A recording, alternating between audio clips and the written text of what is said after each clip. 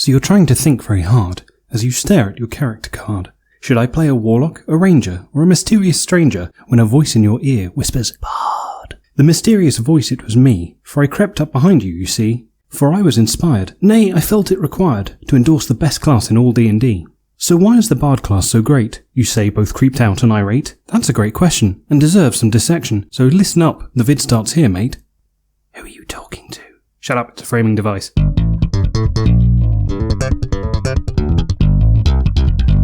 You see, a bard doesn't have to play lutes, or sing songs, write plays, or blow flutes. They can fight or cast spells, tell the tallest of tales, and make waves with the knock of their boots. And just on the note of seduction, they can cast the spell enlarge or reduction, and make new in-game canon getting off with a dragon, and a strange new cross-species production. Alright, that's enough, the poem's over. I'll be honest with you, listener, I really just wanted to make a joke about a bard knobbing a dragon and have it rhyme. From here on out, no more poems. Well, possibly the odd limerick. So why would you want to play a bard in D&D, I hear you ask, albeit in a slightly muffled voice?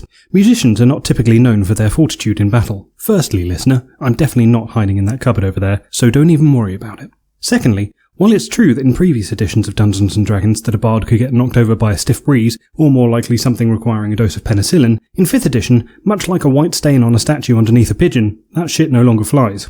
In 5e, bards can do it all. Want to be a healer?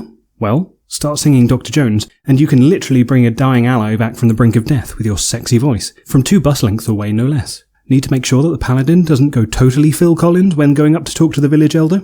You can inspire them to achieve greatness, so that when they swagger forwards with the moves like Jagger, and confidence that would usually be totally misguided, the persuasive force of their argument knocks the village elder off their feet, in a manner that would be usually reserved for 60 minutes after they or their significant other had taken some Viagra. But I'm getting ahead of myself. Let's say you're starting from the beginning. Starting from the bottom now you're here, as it were. Playing a basic bard, if you will.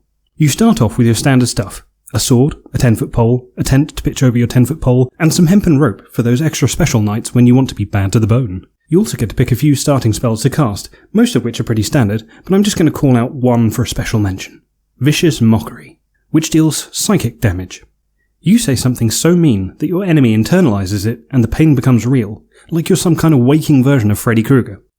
You can literally shout a goblin to death, or shame a ghost to more death. Oh hey Casper, I hear you're so incorporeal that when you walked through a wall, the wall said, "Is it in yet?" Consider yourself viciously mocked.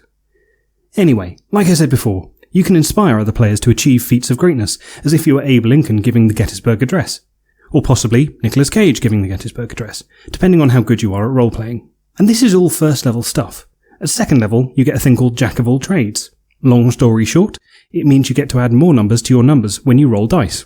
Now, I know this is long and complex stuff, but most of the time in D&D, more numbers is better. Just a tip from an experienced player there. And whoa, we're halfway there. I'm not going to go through each thing that you get as a bard, because while that would be fun for me, you may not believe it, but I do actually have better things to do with the only life I'm ever going to have. So, top picks of cool shit you can do as a bard. 1. Counter charm. You can basically whistle in such an annoying way that your allies will be so pissed off at you they'll forget that someone is trying to put a spell on you. That's right, you can wake them up inside. 2. Magical secrets. Learn any spell. Just learn any spell, because you're a bard and you get to do whatever you want. 3. Cutting words. Is someone trying to hit you or one of your buddies? Bust out a distracting soliloquy as if you're Samuel L. Jackson giving his Pulp Fiction speech. Or possibly Nicolas Cage giving Jackson's Pulp Fiction speech, depending on how good you are at role-playing. So, that's why you should take a chance on being a bard. Okay, that one didn't quite work. Still, you should now have a better appreciation of how awesome bards can be. Well, what are you waiting for? Alright, fine. From the wonderful wisdom I've uttered, your opinions on bards should now be uncluttered. Play a lyrical sage, or just play like Nick Cage. No, you still shouldn't look in the cupboard.